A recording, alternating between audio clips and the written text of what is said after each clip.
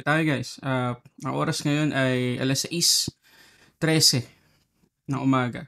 Pakita ko sa inyo kung ano oras na 6:13, August 28. Hindi talaga ako mag-shoot ngayon ng video. Pero napaset up ako bigla dahil hindi ko in-expect na ma-experience ko yung palagi ko nakikita sa social media na kapag nag-order sila sa Lazada, lalo na cellphone, bato yung ma-receive nila. Na-experience ko na ngayon. Hindi maganda yung umaga ko guys. Na-expect ko makakapag-unbox ako ng another budget Android phone this week para sa inyo. Pero wala. Hindi ko alam kung bakit mayroong mga gumagawa ng ganito. Anyway, para lang may kwento ko sa inyo ng buo. Tingnan ko lang kung kailan ko to in-order. Pakita ko sa inyo yung screenshot nung buong order details ko. Buksan ko lang. Okay, una sa lahat muna guys, ito yung in-order ko.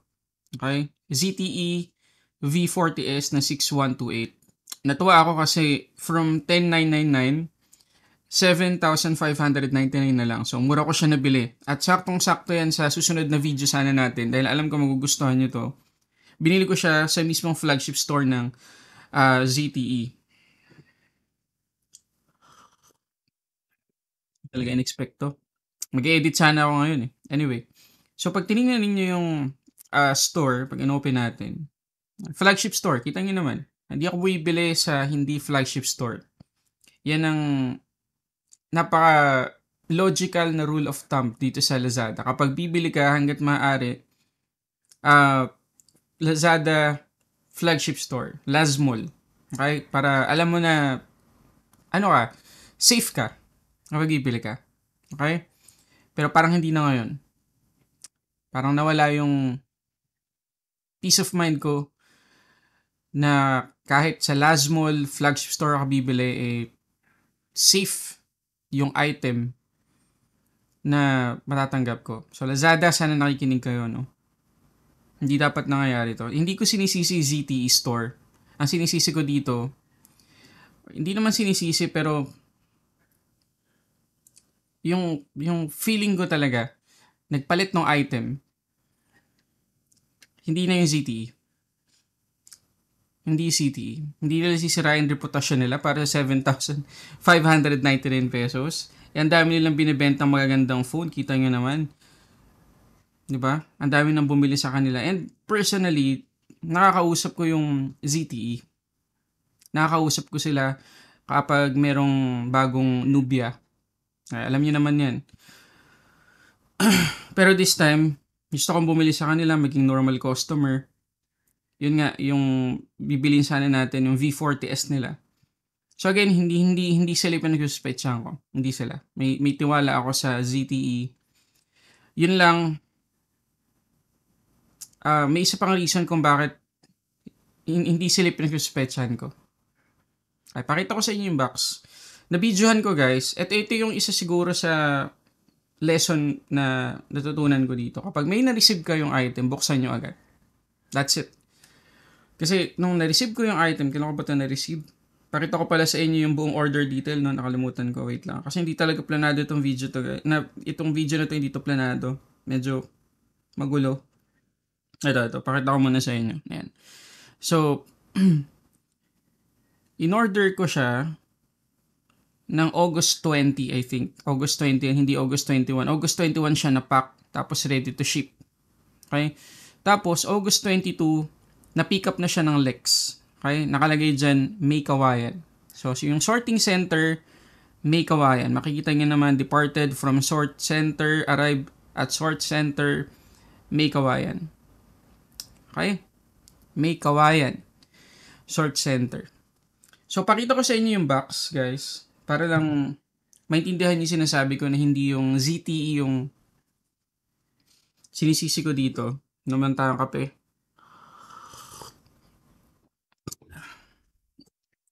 Ito. Okay.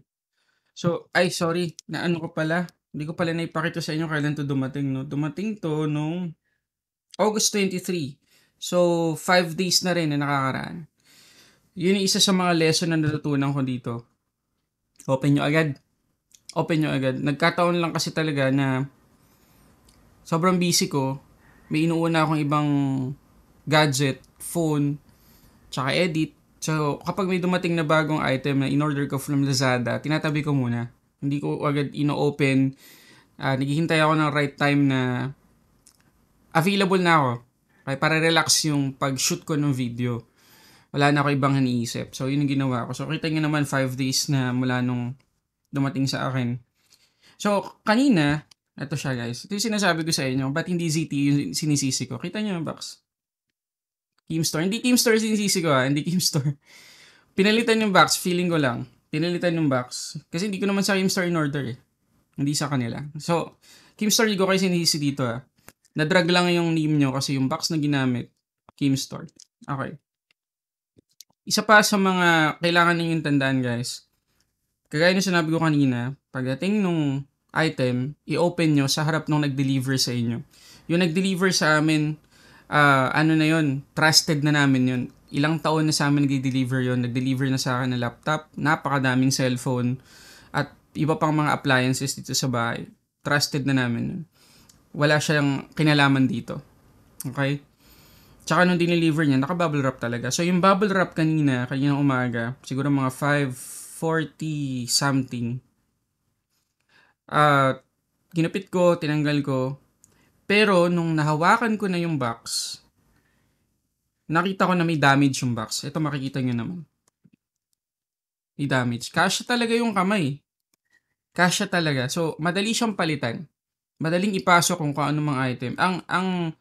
Ang humahawak lang dito sa flap na to ay itong tape na to. Ito lang yung ginupit ko. Yan lang yung ginupit ko. So, ayun. Kinakabahan na ako nun. Tapos, nung makapako yung item sa loob, mas lalo akong kinabahan kasi hindi hugi cellphone. Bilog. Tapos maliit. So, isa pang red flag dito guys, kapag mag-order kayo ng cellphone, lalo na yung sa akin, maliit lang eh. Ang isang red flag pa, ang laki ng box. Ang laki ng box na dumating. So, medyo mag-isip na kayo kapag ganun. Kasi usually, kapag dumarating sa akin ng phone na in-order ko sa Lazada, naka-ano lang siya, yung mismong phone na mismo, na naka-bubble wrap. Ay, maliit lang. Pero ito, malaki. Malaki. Ang problema lang kasi talaga, sobrang tiwala ako ng mga time na dineliver to. Talagang pagkatanggap ko, inilapag ko lang somewhere sa baba ng bahay namin. Kung saan ko nilalapag lahat ng mga nadi-deliver sa akin. Tapos sabi ko, tsaka ko na yan i-open.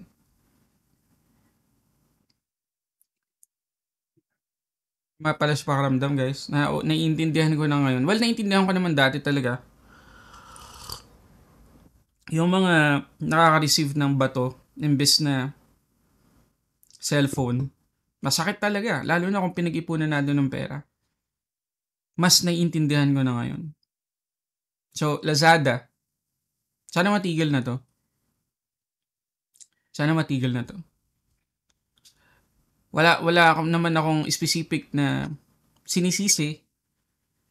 Ayoko naman mag-conclude dito kasi kailangan imbestigahan ng Lazada to. Pero meron ako mga naiisip na posible na nagpalit ng item. Pero ayoko kong i-mention. Hirap na. Pero dun sa mga naka-experience na nito guys, ano masasabi niyo? Kumusta yung experience niyo? Na-refund? Sorry. Nag-acid ako, man.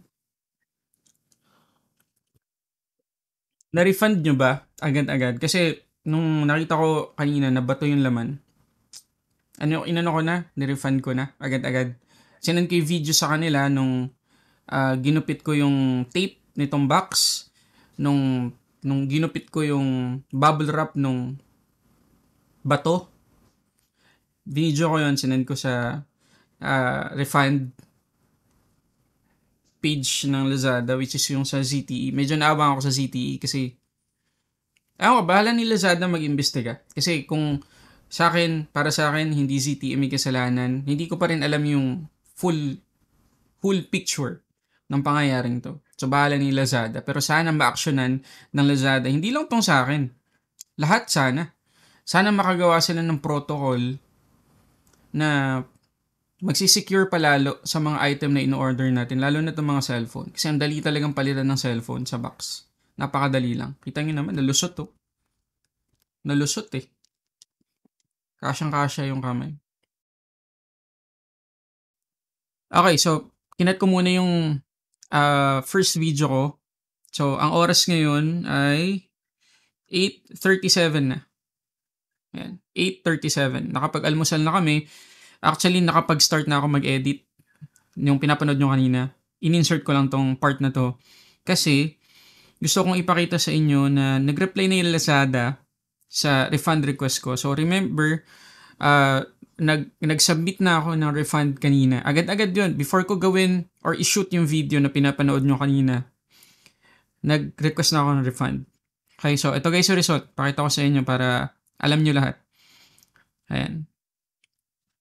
Kita nyo? Your refund request has been declined. Please see the reason below. Reason, insufficient proof. Okay, number 1, ang kulang sa part ko ay hindi ko na videohan yung pagtanggal dun sa bubble wrap. Ang naipakita ko sa inyo kanina ay yung B-roll na pinapakita ko nung ina-unbox ko na yung mismong box. Nung ginupit ko yung tape na umaalalay dun sa flap ng mismong box, yun ay sinend ko. Yung ina-unbox ko na yung bubble wrap ng bato. Sipag nung sipag nung nagpalit ng phone na yun. Talagang binubble wrap yung bato eh. Yun ay sinend ko sa Lazada. So, para sa kanila insufficient yun. Okay? So, yun ang kulang sa part ko. Hindi ko na videohan yung mismong pagtanggal sa bubble wrap. Siguro iniisip nila, baka pinalitan mo yan. Malamang, di ba? So, pangalawa, yun na medyo nakaka-disappoint guys. Tingnan niyo yung oras. Initiate ko yung refund 5:53 a.m. Direject nila 6:29 a.m. Grabe. Napakabilis. Walang isang oras guys. Walang isang oras na reject na. Kasi nga, insufficient yung proof. Kawawa naman yung mga customer Lazada. Bakit naman ganun? Sana mag-imbestiga pa kayo ng mas matagal. Kasi willing kami maghintay. Kami mga customer. May ibalik lang yung pera namin.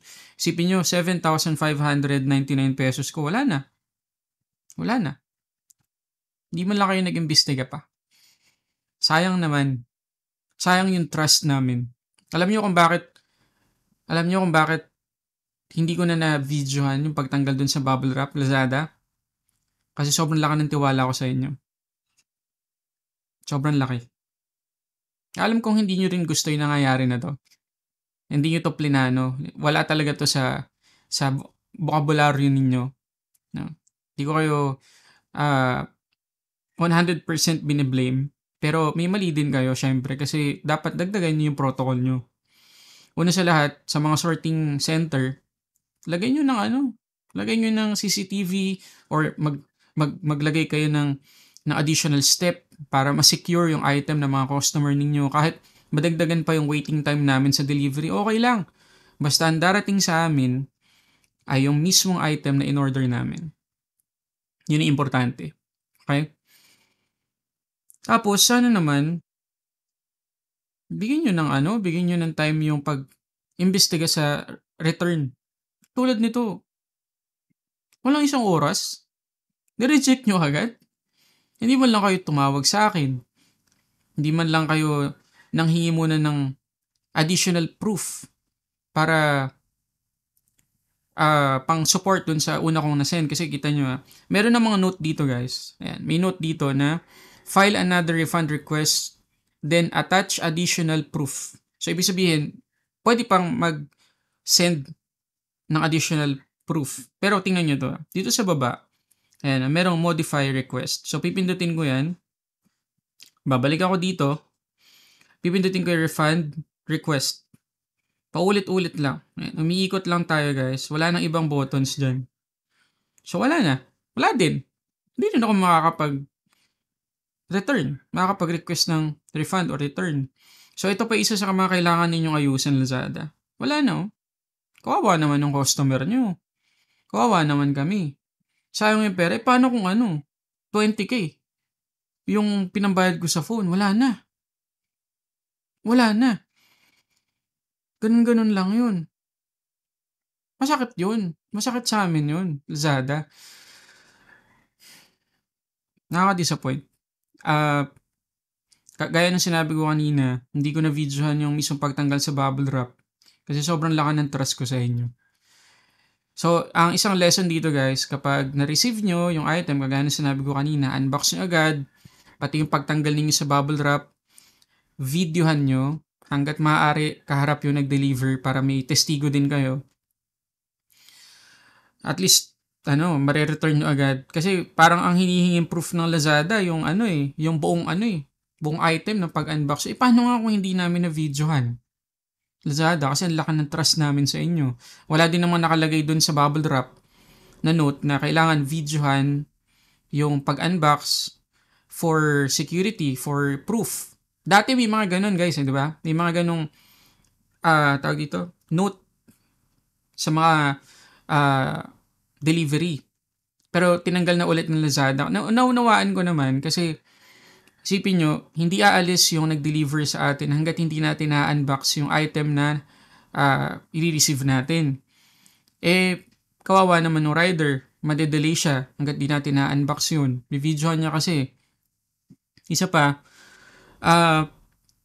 paano kung wala dun yung mismong nakapangalan sa item? Paano kung kasambahay, kamag-anak, kaibigan, hindi naman sila nabigyan ng authorization na i-unbox yung item. So, problema na naman yun. So, patong-patong yung mga case scenario na makaka-istorbo doon sa rider. Kawawa naman yung rider. So, ginawa siguro ng Lazada, tinanggal na lang. Bahala na yung customer kung vi-videoan niya o hindi. So, paano kung hindi nga namin na-videohan? Yun yung isang bagay na kailangan nating solusyonan, Lazada. Sana, kung hindi man namin ma-videohan, meron pa kayo isang proof na maibibigay sa amin or makikita ninyo kung talaga bang pinalitan yung item namin o hindi. At least meron sanang CCTV doon sa sorting area. Bawat item sana merong proof na talagang nabalot yung item namin mismo bago kuhanin ng rider. Mga ganun. Bahala na kayo. Pero wawa naman kami guys, mga customer nyo. Grabe to. Walang isang oras. Declined. Wala na yung pera ko. 7,599. Wala na. So, ayun guys. Lahat naman tayo dito may lesson na natutunan. Hindi lang tayong customer. Sigurado ako pati Lazada. Sana lang makarating to sa kanila. Sana i-consider nila tong nangyari na to sa atin as lesson din sa kanila. Na madagdagan pa yung protocol nila para mas pagsilbihan tayo ng mas maganda. Mag-order pa ba ako sa Lazada? Siguro tatanungin nyo yan. Yes, mag-order pa rin ako. Kahit na medyo nabawasan yung trust ko sa kanila. Pero kapag nag-order ako, lahat documented na. Kapag nag-order ako ng phone ulit sa Lazada for review, pati yung pag-order ko, bividyohan ko na. Pati yung mismong pag-deliver sa akin, bividyohan ko na yung pagkuha ko dun sa item. Hanggang sa pag-unbox, pagtanggal ng bubble wrap. Medyo malungkot ako guys talaga, so totoo lang. Hindi ko in-expect na ganito pala yung service ng Lazada pag-refund. Bilis kasi nilang tumanggap na order pero hirap silang ibalik yung pera natin. For some reason, kasi nga gusto nila matibay na proof. Paano naman tayo, mga customer? Ano yung proof nyo?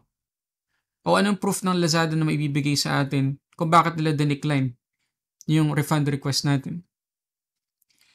So yun, siguro makakatulong dun sa Lazada kung titignan muna nila yung mga purchase natin ng mga nakaraan, previous purchases natin, 'di ba?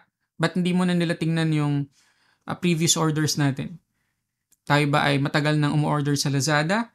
Pwedeng i-consider yun, Lazada. Matagal na bang umorder sa inyong customer ninyo na nagre-request ng refund?